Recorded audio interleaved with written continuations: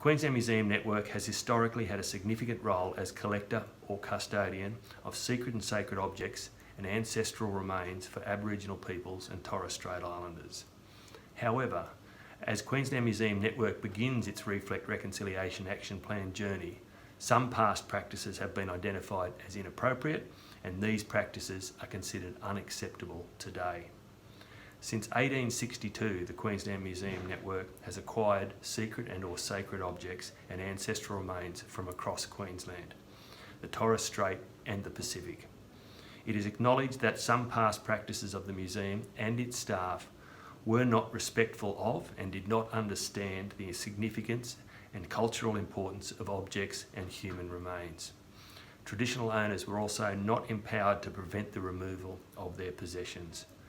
The Queensland Museum Network apologises for these actions. The Queensland Museum Network also acknowledges that in the past, Aboriginal and Torres Strait Islander staff may not have been treated equally. Consequently, opportunities and career paths available for Aboriginal and Torres Strait Islander staff may have been limited.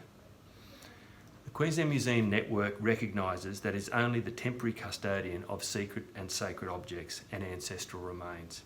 Over the last few decades, the Queensland Museum Network has been addressing past practices through consultation with Aboriginal peoples and Torres Strait Islanders and communities, with the aim to repatriate their ancestors and objects to their descendants.